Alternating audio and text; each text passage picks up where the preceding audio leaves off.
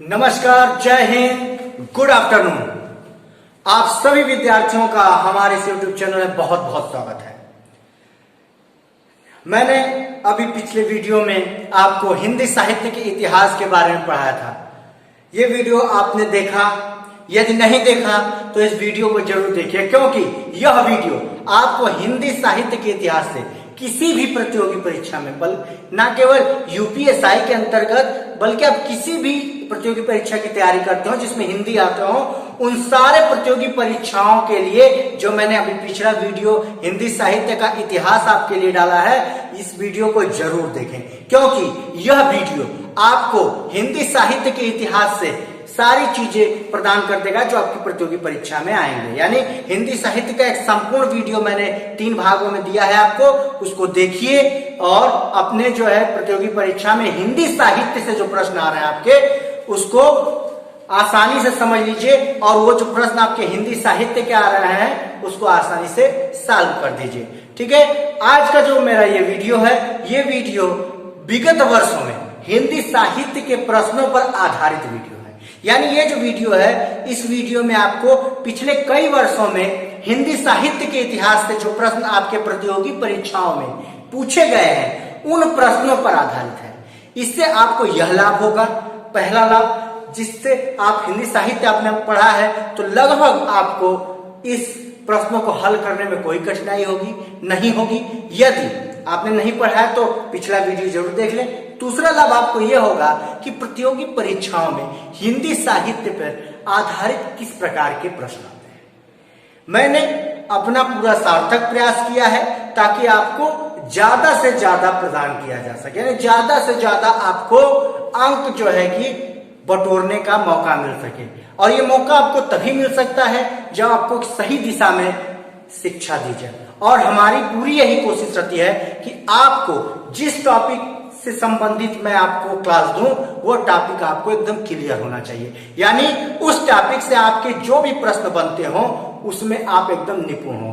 तो निपुण होने के लिए, आपको सफल होने के लिए, अपने सपनों को साकार करने के लिए, उत्तर प्रदेश में दरोगा बनने के लिए आपको हमारे युवा एकेडमी के ऑनलाइन क्लास से जुड़ना पड़ेगा।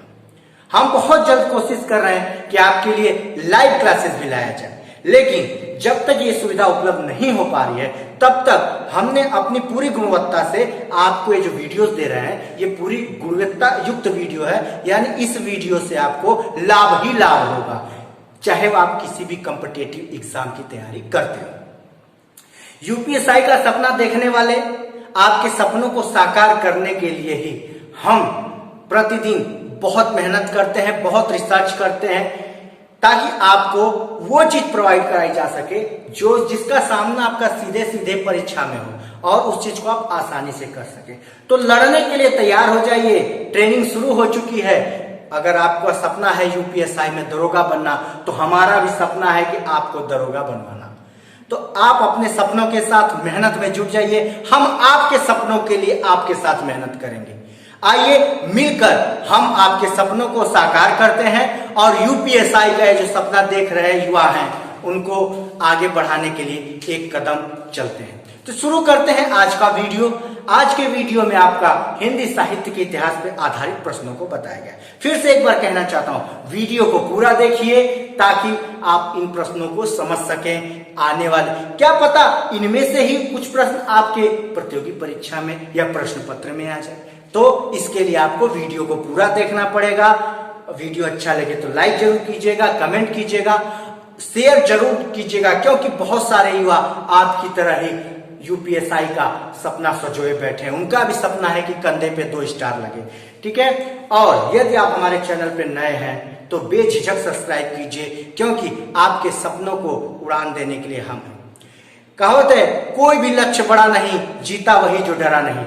डरना नहीं है, करना है। क्या करना है? डरना नहीं है, करना है। तो आइए करने के लिए तैयार हो जाइए, कमर कस लीजिए, क्योंकि जीत उसी की होती है जो वीर होता है, जो बहादुर होता है। ठीक है, तो आइए शुरू करते हैं आज का वीडियो। आज के वीडियो में हिंदी साहित्य पे आधारित मैंने प्रश्नों को डाला हुआ है, क्योंकि हमारे पास जो है कि वो सुविधा नहीं है तक जिससे आपको मैं प्रश्न जो है कि डायरेक्ट दिखा सकूं, लेकिन जो है कि हमारे पास एनर्जी की कमी नहीं है, हमारे पास उत्साह की कमी नहीं है, तो आपको जितना मेहनत हो सकेगा मैं अच्छा से अच्छा देने का प्रयास करूंगा और आपको सफल कराने का प्रयास करूंगा। मेरे पिछले कुछ वर्षों का अनुभव है कि मेरे बहुत सारे विद्यार्थी सफल हुए हैं। ठीक है, तो आइए शुरू करते हैं वीडियो को और देखते हैं। देखिए पहला प्रश्न क्या है, पहला प्रश्न कह रहा है कि दोहा मूलतः किस भाषा का छंद है। दोहा मूलतः किस भाषा का छंद है। ऑप्शन दिया प्राकृतिक, अपभ्रंश, हिंदी और संस्कृत। इसको मैं ज्यादा डिफाइन नहीं करूंगा क्योंकि मैंने हिंदी साहित्य के इतिहास में सब कुछ पढ़ा चुका है। आपने वीडियो देखा होगा तो आप आसानी से इस प्रश्न को भी हल कर देंगे। तो ये प्रश्न आए हुए हैं, यानी जितने प्रश्न मैं आपको बताऊंगा वो परीक्षाओं में आए हुए प्रश्न हैं। ठीक है, तो सभी प्रतियोगी परीक्षाओं में आए हुए प्रश्न है और आ भी सकते हैं क्योंकि ये जितने भी प्रश्न मैंने छाटे ये लगभग परीक्षाओं में घूम फिर के आते ही रहते हैं क्योंकि इन प्रश्नों में कोई बदलाव नहीं होता है। तो देखिए दोहा मूलतः किस भाषा का छंद है, तो प्राकृतिक का है नहीं, हिंदी का है नहीं, संस्कृत का नहीं। दोहा मूलतः अपभ्रंश का छंद है। दोहा मूलतः अपभ्रंश भाषा का छंद है। ऑप्शन बी आपका सही है। देखिए क्वेश्चन देख लीजिए, दोहा मूलतः किस भाषा का छंद है, तो दोहा मूलतः अपभ्रंश का छंद है। ठीक है, अब बात करेंगे दूसरे क्वेश्चन की। तो निम्नलिखित में से कौन सा लेखक भारतेंदु मंडल का नहीं है। देखिए बहुत इंपॉर्टेंट क्वेश्चन है, ये बहुत ही इंपॉर्टेंट क्वेश्चन है। निम्नलिखित में से कौन सा लेखक भारतेंदु मंडल का नहीं है, तो इसमें आपका पीएन मिश्रा यानी प्रकाश नारायण मिश्रा, बद्रीनाथ चौधरी, राजा लक्ष्मण सिंह और चौथा ऑप्शन है कोई नहीं। इनमें से कौन ऐसा है जो भारतेंदु के मंडल का जो है कि लेखक नहीं है, तो पीएन मिश्रा भी भारतेंदु मंडल के लेखक हैं, बद्रीनाथ चौधरी भी हैं, लेकिन राजा लक्ष्मण सिंह नहीं है। तो ऑप्शन आपका सी सही होगा, राजा लक्ष्मण सिंह जो है भारतेंदु मंडल के लेखक नहीं है। ठीक है, अब बात करेंगे निम्नलिखित में से किस बोली का संबंध बिहारी हिंदी से नहीं है। देखिए जो विद्यार्थी मेरा वीडियो देखे होंगे हिंदी साहित्य के इतिहास पर आधारित, वो अभी प्रश्न को देखते ही अपना आंसर बता दिए होंगे। तो इसका प्रश्न का आंसर क्या है, निम्नलिखित में से किस बोली का संबंध बिहारी हिंदी से नहीं है। तो आपको पता है कि अवधी पूर्वी हिंदी की बोली है, अवधी बघेली और छत्तीसगढ़ी, तो ये नहीं है, यानी अवधी जो है बिहारी हिंदी से संबंधित नहीं है। मगही, भोजपुरी और मैथिली बिहारी हिंदी की बोली से संबंधित है। ठीक है दोस्तों, ध्यान से देखिए, लाल पसीना उपन्यास के लेखक कौन है। बहुत बार परीक्षा में ट्रेंड कर चुका है, बहुत बार। ठीक है, तो लाल पसीना उपन्यास के लेखक कौन है। लाल पसीना उपन्यास के लेखक हैं आपके रामदेव रघुवीर नहीं है, अभिमन्यु अनंत, वीरभद्र चौहान, हरिवंश राय बच्चन। तो इसमें जो है कि अभिमन्यु अनंत जो है लाल पसीना उपन्यास के लेखक है। अभिमन्यु अनंत ने ही लाल पसीना उपन्यास लिखा है। आइए इन प्रश्नों के बाद अब अगला प्रश्न देखते हैं कौन से है। आइए देखते हैं अगला, हिंदी भाषा किस लिपि में लिखी जाती है। हिंदी भाषा किस लिपि में लिखी जाती है, तो देवनागरी है ना, देवनागरी। ठीक है, उत्तर प्रदेश में नहीं बोली जाती, यानी कौन सी बोली इसमें है जो उत्तर प्रदेश में नहीं बोली जाती है। तो उत्तर प्रदेश में अवधी बोली जाती है, ब्रज भाषा बोली जाती है, कौरवी बोली जाती है। कौरवी मतलब खड़ी बोली, कौरवी को हम खड़ी बोली भी कहते हैं। तो अवधी बोली जाती है, ब्रज भाषा बोली जाती है, कौरवी बोली जाती है, परंतु मैथिली नहीं बोली जाती है। मैथिली बिहार में बोली जाती है ना कि उत्तर प्रदेश में। तो ऑप्शन डी इसका सही होगा, यानी मैथिली उत्तर प्रदेश में नहीं बोली जाती है। ठीक है, तुलसीकृत विनय पत्रिका की भाषा है। तुलसीकृत यानी तुलसीदास द्वारा जो रचित है विनय पत्रिका, इसकी भाषा कौन सी है। तो देखिए यहाँ बहुत सारे लोग गलती कर देते हैं, बहुत सारे लोग सोचते हैं कि रामचरितमानस जिस प्रकार अवधी भाषा में लिखी गई है, तुलसीदास जी ने लिखा है, उस तरह जो है कि विनय पत्रिका भी लिखी जाएगी इसी भाषा में। बिल्कुल नहीं, ऐसा इस प्रश्नों को बहुत सारे लोग गलत करते हैं। तो तुलसीकृत विनय पत्रिका की भाषा है आपकी ब्रज भाषा में लिखी गई है तुलसीकृत विनय पत्रिका। ठीक है, अब आगे देखिए, मैथिली का विकास किस अपभ्रंश से हुआ है। मैथिली का विकास, जैसे अभी आपने क्वेश्चन 2 नंबर क्वेश्चन देखा था जो है कि उत्तर प्रदेश में कौन सी नहीं बोली जाती मैथिली, यानी यहाँ पे पूछा है जो मैथिली है इसका विकास किस अपभ्रंश से हुआ है। तो ये देखते हैं ब्रांचट। देखिए ब्रांचट से सिंधी भाषा का जो है कि आपका विकास हुआ है। मेरे पिछले वीडियो में भी आप देख सकते हैं, भाषा का वर्गीकरण, बोलियों का वर्गीकरण मैंने किया हुआ है। ठीक है, तो ब्रांचट से सिंधी भाषा का विकास हुआ है। सौरसैनी अपभ्रंश से जो है कि आपका पश्चिमी हिंदी, राजस्थानी, गुजराती और पहाड़ी का विकास हुआ है। अर्धमागधी से पूर्वी हिंदी का विकास हुआ, जिसमें अवधी, बघेली और छत्तीसगढ़ी भाषा आती है। तो ऑप्शन डी इसमें से कोई नहीं। और आपको मैं बता दूं कि मैथिली का विकास मागधी अपभ्रंश से हुआ है। किस अपभ्रंश से हुआ है? मागधी अपभ्रंश। ठीक है, ध्यान रखिएगा। और मैथिली का विकास मागधी अपभ्रंश से हुआ है। देखिए, जितनी भी भोजपुरी भाषा, 3 बोलियां हैं भोजपुरी की, मगही, भोजपुरी और मैथिली, ये तीनों मागधी अपभ्रंश से विकसित है। किससे विकसित है? मागधी अपभ्रंश से। ठीक है, तो मैथिली का विकास किस अपभ्रंश से हुआ है? तो इसमें से कोई नहीं है, लेकिन इसका विकास हुआ मागधी अपभ्रंश से। ठीक है, इसको याद रखिएगा। खड़ी बोली का सबसे पहले प्रयोग किस पुस्तक में हुआ? खड़ी बोली का सबसे पहले प्रयोग किस पुस्तक में हुआ?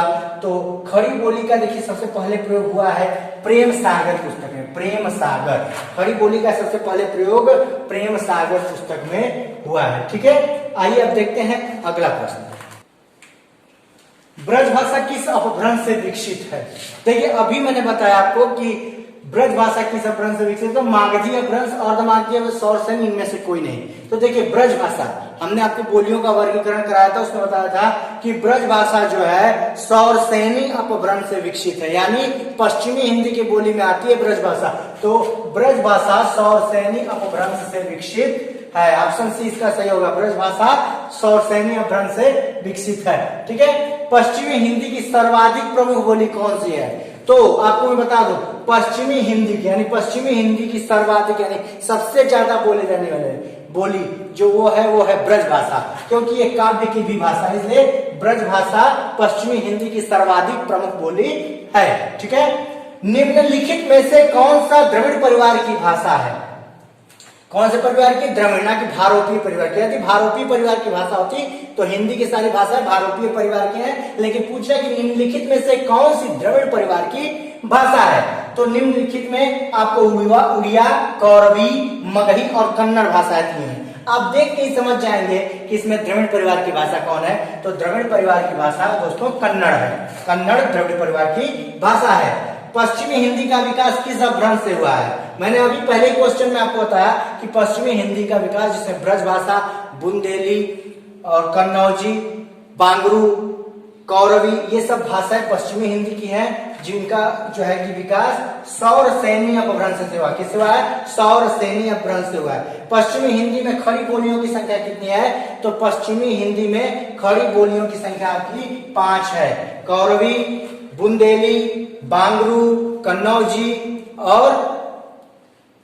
और आपकी है बुंदेली, कौरवी, ब्रज भाषा, बांगरू और कन्नौजी, ये सब भाषाएं जो है कि आपकी पश्चिमी हिंदी की 5 बोलियां हैं। ठीक है, आइए अब देखते हैं अगला क्वेश्चन।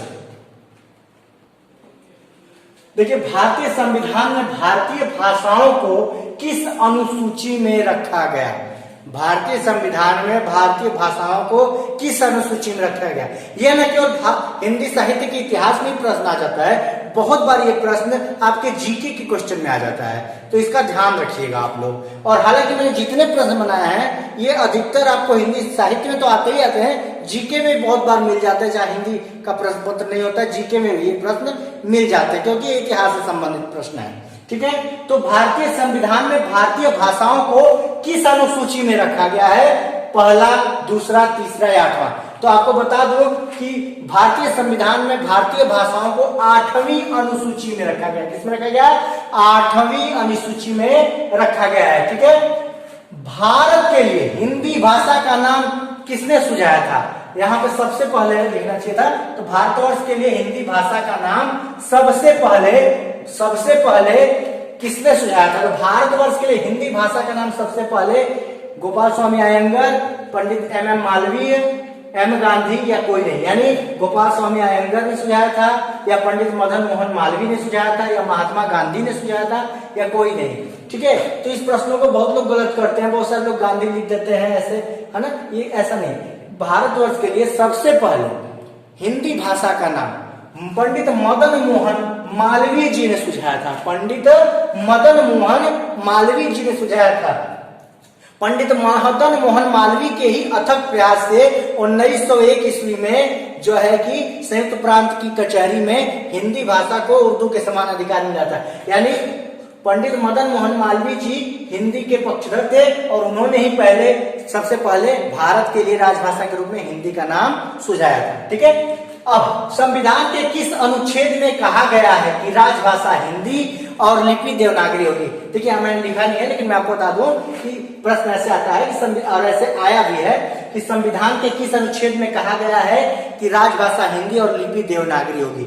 संविधान के 343वें अनुच्छेद में कहा गया है कि हमारे संघ की राजभाषा हिंदी और लिपि देवनागरी होगी। देखिए भाषा से संबंधित आपको, हालांकि मैंने हिंदी साहित्य में अनुच्छेद पढ़ा दिया है, भाषा से संबंधित अनुच्छेद है 343 से 351 तक। 343 से 351 तक ये अनुच्छेद आपका भाषा से संबंधित है। ठीक है, तो संविधान के 343 अनुच्छेद में कहा गया है कि हमारे संघ की राजभाषा हिंदी और लिपि देवनागरी है। ठीक है, भारतीय संविधान में हिंदी को मान्यता कब मिली, यानी हिंदी को कब मान्यता दी गई? आज 14 सितंबर को हिंदी दिवस मनाते भी हैं, और 14 सितंबर किस वर्ष हिंदी को मान्यता दी गई? तो ये प्रश्न बहुत बार उठता है।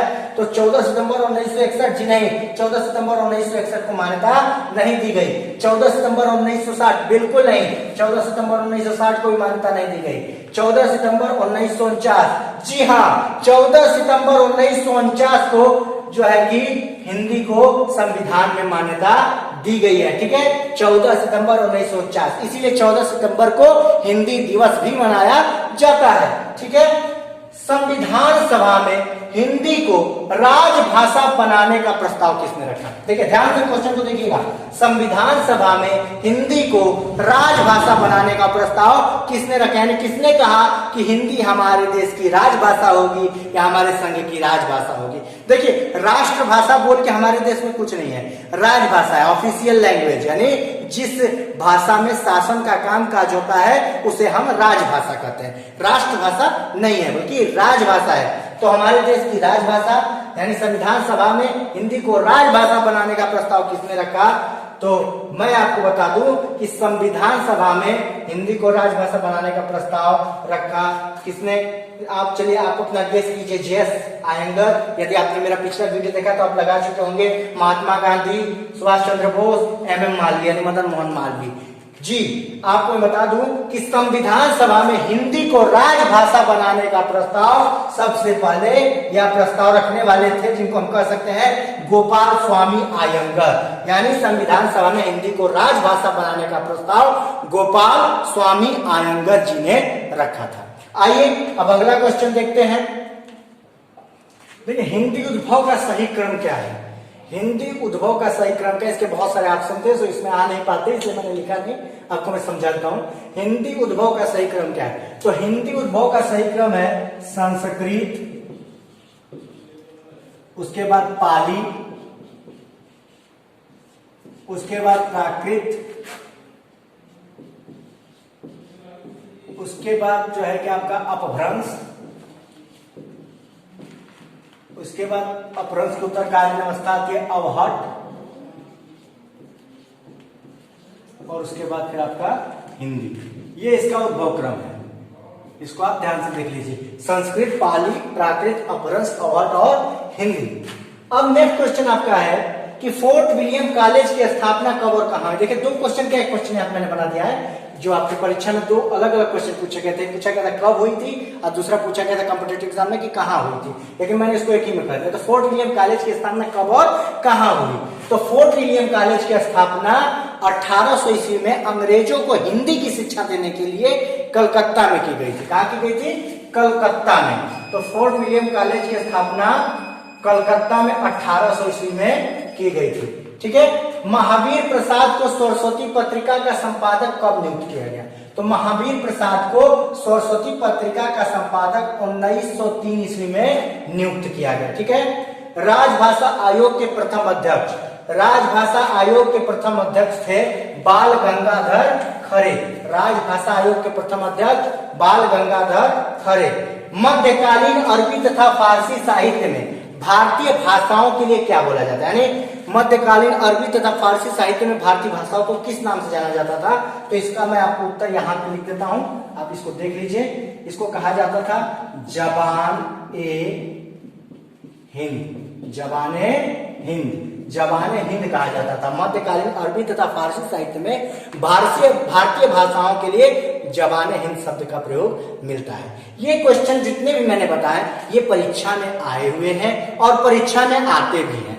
ये मेरा मकसद इसको बताने का इसलिए था क्योंकि मैंने आपको हिंदी साहित्य का इतिहास पढ़ाया था। इससे आपका दो बेनिफिट होता है जो मैंने पहले ही बता चुका हूं। एक बेनिफिट कि प्रश्न कैसे आते हैं, दूसरा बेनिफिट कि आपको इस बात का अनुभव हो जाएगा कि जो हिंदी साहित्य का इतिहास हमने पढ़ा है वो कितना आपके लिए लाभदायक है। तो हिंदी साहित्य का जितना मैंने आपको इतिहास पढ़ाया है वो आपका 100% लाभदायक, यानी आपको उसी में से प्रश्न आने हैं। तो यदि आप उस वीडियो को नहीं देखें तो देख लीजिए, और यदि देखे हैं तो 2 से 3 बार देखिए और एक नोट तैयार कीजिए। आपका पूरा जो है कि यूपीएसआई टेट जो भी परीक्षा आप देते हो, मैं पर्टिकुलर नाम नहीं लेना चाहता क्योंकि बहुत समय लग जाएगा, तो जो भी परीक्षा आप प्रतियोगी परीक्षा देते हो उसमें उसी में से प्रश्न आएगा हिंदी साहित्य के इतिहास में से। ये प्रश्न जो मैंने बताया ये बहुत इंपॉर्टेंट प्रश्न थे, बहुत ही ज्यादा, क्योंकि ये अधिकतर पूछे जाते हैं और बार बार पूछे जाते हैं और सभी प्रतियोगी परीक्षाओं में पूछे जाते हैं। तो आपको इस क्लास का इस सेशन आपको अच्छा लगा हो तो प्लीज आप चैनल को लाइक कीजिएगा और कमेंट में जरूर लिखिएगा। और यदि कोई दिक्कत हो आपको हिंदी से संबंधित तो कमेंट में मुझे जरूर बताएं, मैं कोशिश करूंगा कि आपकी उस दिक्कत को सॉल्व किया जा सके। तो इसी के साथ मैं आप सभी लोगों से विदा लेता हूं। अगला नेक्स्ट टॉपिक आपके लिए फिर लेके आऊंगा। तब तक के लिए जय हिंद, नमस्कार।